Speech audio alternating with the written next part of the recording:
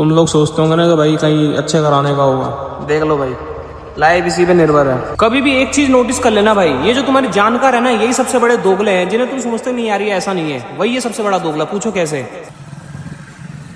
भाई। आजकल फोन वगैरह भी संभाल कर रखना पड़ता है, साला कब साला चोर वोर तुम्हारे पास से निकल जाए। ब्लॉग शूट करते रहो, भैंस की फोन छीन के बकिया बन गया ब्लॉग। वेलकम जी, एक और न्यू व्लॉग में आपका स्वागत है। तो भाई मैं 2 दिन माफ़ी मांगना चाहूँगा क्योंकि 2 दिन मैं व्लॉग नहीं डाल पाया इस वजह से, क्योंकि मेरी बुआ बीमार हो गई थी, वो हॉस्पिटल में थी, एडमिट थी। इस वजह से मतलब उनका शुगर बीपी हाई हो गया था, तो इस वजह से हॉस्पिटल में एडमिट था, तो उनके पास था मैं, इस वजह से टाइम नहीं मिला व्लॉग शूट करने का, तो आपको पता ही है। इस वजह से अभी वो ठीक है, अभी घर पे आ रखी है, तो घर पे भी आप उनके घर पे जाके आपको दिखाऊंगा, बुआ से बात कराऊंगा थोड़ी सी, है ना। ऐसा लग रहा है ना कि भाई टाइम 2x की स्पीड से भाई चल रहा है। मतलब 24 तक तो ठीक था, लेकिन 2025 कुछ जल्दी ही निकल रहा है भाई। ऐसा लग रहा है कि कुछ करने को भाई टाइम ही नहीं मिल पा रहा। और अभी तुम्हारा भाई बिस्तर अभी ठीक कर दिया, सो के उठाया, क्योंकि मम्मी को भाई परेशानी होती है भाई, ऊपर चढ़ना पड़ता है, फिर बिस्तर वगैरह ठीक करती है। इससे बढ़िया भाई मैं आजकल सुधर गया हूँ, अच्छा बेटा हो गया हूँ, तो अभी मैं खुद ही भाई सही कर देता हूँ बेड सेट वगैरह, है ना। रास्ता लेके आ गया भाई तुम्हारा भाई बुआ के घर पे, मिलाता हूँ बुआ से। कैसा है तबीयत बताओ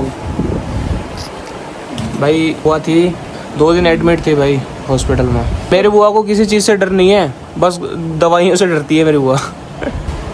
शुगर बीपी हाई हो गया था, मतलब इनकी किडनी में प्रॉब्लम है, इस वजह से। तो हो सके तो डोनेट करो। अरे नहीं यार गाइस, मजाक कर रहा हूँ। अब बताओ कैसा तबीयत कैसा है? अरे 10 खाना गोली है मत रे बाबा रे। 10 गोली काल कत्तिगन की करबो जानिस बिकाल तिगन कटोरी में देना, आधा घंटा पर एक करे टैबलेट खाओ। आधा घंटा नहीं, मेरी बुआ बोल रही है मतलब 10 गोली एक बार में खानी है, तो 10 गोली तो पॉसिबल नहीं है। बोल रही है आधे घंटे में ब्रेक ले लेके खाऊंगी। ब्रेक लेके नहीं खाना है, बोल रहा है कि 1 गोली खाओ, फिर 5 मिनट रुको, फिर 1 गोली खाओ, ऐसे। रुक के खाया फिर भी। हाँ रुक के खा। अरे वो 10 दिन की गोली है, वो 10 दिन तक चलेगी, फिर उसके बाद वो जो आपकी पहली वाली दवाई चलती थी ना, वो चलेगी। भाई अपनी छोटी सी दुकान, तुम लोग सोचते होंगे ना कि भाई कहीं अच्छे कराने का होगा, देख लो भाई लाइफ इसी पे निर्भर है, अपनी लाइफ इसी से चलती है।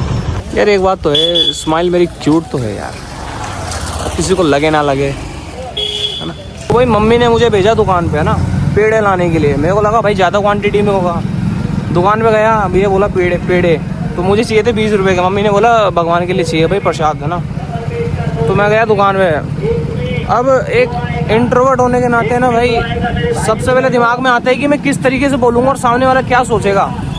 अब यहीं पे तुम्हें खेल खेलना है भाई, इंट्रोवर्ट से एक्सट्रोवर्ट होना है। तो तुम क्या घर में बचने के लिए कुछ भी बहाने मारते हो ना, जैसे एक्सक्यूजेस बनाते हो, वैसे तुम भी भाई लपेट दिया करो कहीं पे भी कुछ भी। ये तो दुकान था इसलिए मैं बोल दी कि भैया प्रसाद के लिए चाहिए यार, मतलब पूजा करूँगा ना इसलिए। तो इस वजह से क्या मजबूरी में उसको देना भी पड़ा कि भाई चल भगवान के लिए लेके जा रहा है। वैसे एक्चुअली मैं भगवान के लिए लेके जा रहा हूँ।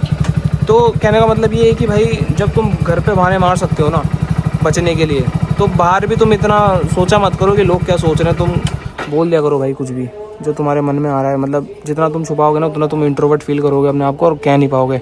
जुबान पे आते आते अंदर रह जाएगी बात, बोल नहीं पाओगे, इतना खुल नहीं पाओगे। खुल के बोला करो भाई जो है। तो ये थे भाई पेड़े 20 रुपये के। तो ये था भाई गेम, समझे। ये लो मोम,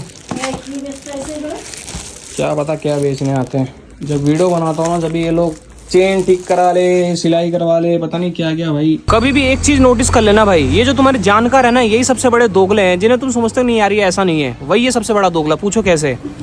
कभी भी देख लेना तुम, अगर ऐसी कुछ भी स्टोरी वगैरह लगाते हो तो तुम्हारी स्टोरी लाइक करते हैं ना यही बंदे, है ना। और तुम्हारे साथ कुछ अच्छा होता है और तुम उसको स्टोरी पे लगाते हो, इन दोगलों को है ना कभी भी देख लेना उस स्टोरी पे लाइक नहीं मिलेगा। पूछो क्यों? ये सारे तुमसे जलते हैं, ये तुम्हारी कभी भी खुशी, मतलब इनको देखनी जाएगी तुम्हारी खुशी। जले हैं साले, चिड़े हैं। तो भाई जलते रहो तुम, और मैं जलाता रहूँगा, जलो सालो। तो भाई दोपहर के बज रहे हैं 2:30 और अभी मैं घर की तरफ जा रहा हूँ। भाई आजकल फ़ोन वगैरह भी संभाल कर रखना पड़ता है, साला कब साला चोर वोर तुम्हारे पास से निकल जाए। ब्लॉग शूट करते रहो, भैंस की फ़ोन छीन के बकिया बन गया ब्लॉग। पूरी मेहनत की कमाई गई भाई। एकदम घर से है ना एकदम हेयर स्टाइल एकदम स्मार्ट बन के निकलता हूँ, लेकिन बाहर आते आते ना, जैसे बाहर रहोगे तो देखो कुछ इस तरीके से हालत हो जाती है, चिड़िया का घोंसला। लुक की पूरी ऐसे हो जाती है यार। जेल वगैरह जो लगाता था पहले मैं, वो छोड़ दिया भाई लगाना, क्योंकि मुझे पता है उससे बाल डैमेज होते हैं। बहुत से बाल झड़े थे भाई मेरे। तुम मैं भी बोलूँगा एक ही बात कि बाल अगर जेल वेल लगाते हो तो भाई कुछ टाइम का मज़ा है, तुम्हें कुछ टाइम का ऐसा लुक निकाल के दे देगा, लेकिन बाद में तुम्हें पता चलेगा जब बाल टूट के गिरेंगे ना, ऐसे ऐसे यूँ करोगे ना तो बाल ऐसे हाथ में दिखेंगे ना, तब तुम्हारी फटेगी ना, जो कह नहीं सकता। मेरी फट रखी है इसलिए बता रहा हूँ मेरे साथ भी ऐसा हुआ था सीन। और एक और बात बोलना चाहूँगा भाई, कैप मत पहनो। मैं भी कैप पहनता था, देखो ये लटकी, जब मतलब एक हफ़्ता मैंने कैप, जब तक मैंने कैप पहना ना तब तक मेरे बाल झड़े, और जब से मैंने कैप लगाना छोड़ दिया तब से मेरे बाल थोड़े झड़ना बंद हो गए, मतलब स्ट्रॉन्ग हो गए थोड़े। तो मैं एक ही बात बोलूँगा भाई, कैप वगैरह मत पहनना, उससे क्या हो, गर्मी होती है जिससे बाल नरम होते हैं, तो जो धूप चाहिए होती है ना हेयर को, वो मिल नहीं पाती, इस वजह से कमज़ोर हो जाते हैं, तो टूट जाते हैं। तो टोपी भी मत पहनो, शैम्पू भी इतना यूज़ मत करो, उससे भी बाल डैमेज होते हैं। तुम्हारा भाई तो तेल लगाता ही नहीं है, पता नहीं कौन सा जन्म में लगाया था तेल, आज तक तेल नहीं लगाया बालों में। तेल लगाने से यार बाल सेट नहीं होते ना, इस वजह से। कोई स्ट्रॉन्ग करने के लिए, विटामिन के लिए लगाते हैं तेल वगैरह।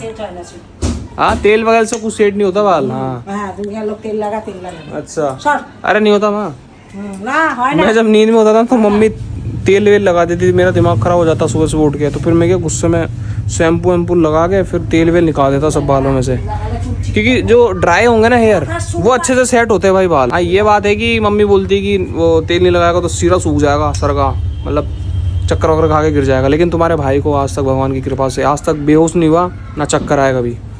एक ही बार हुआ था जब मेरा ऑपरेशन हुआ था, तभी बेहोश हुआ था। स्कूल में जो चक्कर खा के पड़ जाते हैं भाई, उनकी बॉडी में बहुत वीकनेस होती है। हम का साले हम तो सोचते थे कि यार ये चक्कर खाना कैसा लगता होगा, बेहोश होते होंगे तो कैसा लगता होगा, ये फील एक बार लेना चाहते थे हम लोग, लेकिन भगवान की कृपा से भाई ऐसी नौबत कभी आई नहीं। तुम्हारा भाई, हमारे जेनेटिक्स इतने स्ट्रॉन्ग है, जिसको भाई चक्कर स्कूल में नहीं आया या बेहोश नहीं हुआ ना भाई, समझ लो बहुत अंदर से स्ट्रॉन्ग है भाई वो बंदा किसी भी सिचुएशन में झेल सकता है अपने आप को, अगर वो रिलेशनशिप या लड़की वाले से भी दूर रहे तो।